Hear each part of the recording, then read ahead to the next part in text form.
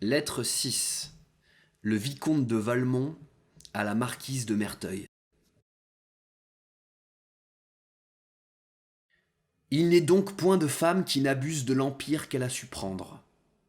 Et vous-même, vous que je nommais si souvent mon indulgente amie, vous cessez enfin de l'être, et vous ne craignez pas de m'attaquer dans l'objet de mes affections?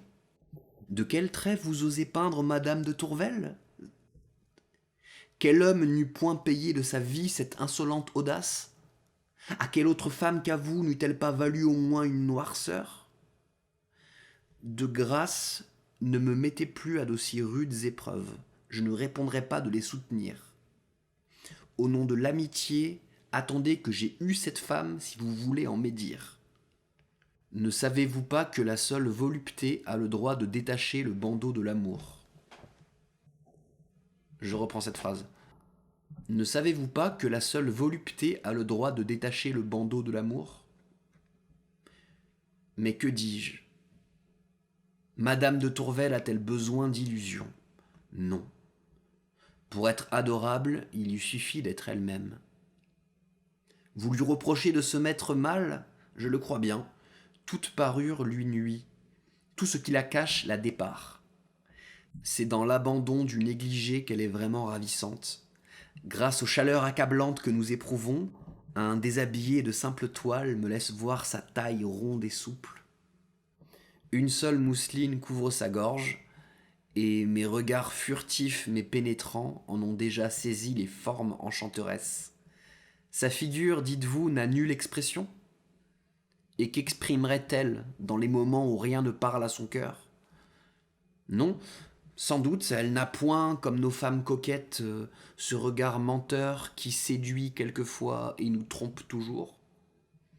Elle ne sait pas couvrir le vide d'une phrase par un sourire étudié, et, quoiqu'elle ait les plus belles dents du monde, elle ne rit que de ce qui l'amuse. Mais il faut voir comme, dans les folâtres jeux, elle offre l'image d'une gaieté naïve et franche, comme, auprès d'un malheureux qu'elle s'empresse de secourir, son regard annonce la joie pure et la bonté compatissante.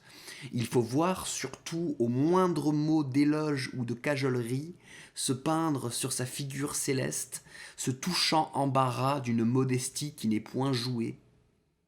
Elle est prude et dévote, et de là vous la jugez froide et inanimée. Je pense bien différemment.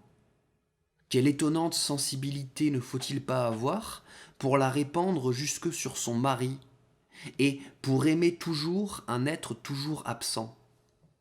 Quelle preuve plus forte pourriez-vous désirer? J'ai su pourtant m'en procurer une autre. J'ai dirigé sa promenade de manière qu'il s'est trouvé un fossé à franchir. Et, quoique fort leste, elle est encore plus timide. Vous jugez bien qu'une prude craint de sauter le fossé. Parenthèse, le livre m'indique que euh, sauter le fossé, c'est un calembour un peu graveleux, une référence un peu sexuelle, donc, que je comprends pas, mais euh, je reprends. Et quoique fort leste, elle est encore plus timide, vous jugez bien qu'une prude craint de sauter le fossé. Il a fallu se confier à moi. J'ai tenu dans mes bras cette femme modeste. Nos préparatifs et le passage de ma vieille tante avaient fait rire aux éclats la folâtre dévote. Mais, dès que je me fus emparé d'elle par une adroite gaucherie, nos bras s'enlacèrent mutuellement. Je pressai son sein contre le mien, et, dans ce court intervalle, je sentis son cœur battre plus vite. L'aimable rougeur vint colorer son visage, et son modeste embarras m'apprit assez que son cœur avait palpité d'amour et non de crainte.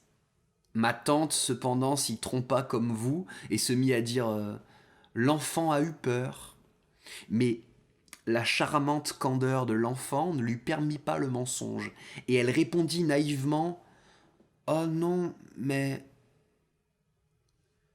Ce seul mot m'a éclairé. Dès ce moment, le doux espoir a remplacé la cruelle inquiétude. J'aurai cette femme. Je l'enlèverai au mari qui la profane. j'oserais la ravir au Dieu même qu'elle adore. Quel délice d'être tour à tour l'objet et le vainqueur de ses remords. Loin de moi l'idée de détruire les préjugés qui l'assiègent. Ils ajouteront à mon bonheur et à ma gloire. Qu'elle croie à la vertu, mais qu'elle me la sacrifie. Que ses fautes l'épouvantent sans pouvoir l'arrêter. Et qu'agitée de 1000 terreurs, elle ne puisse les oublier, les vaincre que dans mes bras. Qu'alors j'y consens, elle me dise « Je t'adore ». Elle seule entre toutes les femmes sera digne de prononcer ce mot. Je serai vraiment le Dieu qu'elle aura préféré. Soyons de bonne foi. Dans nos arrangements aussi froids que faciles, ce que nous appelons bonheur est à peine un plaisir. Vous le dirai-je, je croyais mon cœur flétri, et ne me trouvant plus que des sens, je me plaignais d'une vieillesse prématurée. Madame de Tourvel m'a rendu les charmantes illusions de la jeunesse. Auprès d'elle, je n'ai pas besoin de jouir pour être heureux. La seule chose qui m'effraie est le temps que va me prendre cette aventure, car je n'ose rien donner au hasard. J'ai beau me rappeler mes heureuses témérités, je ne puis me résoudre à les mettre en usage. Pour que je sois vraiment heureux, il faut qu'elle se donne. Et ce n'est pas une petite affaire. Je suis sûr que vous admireriez ma prudence.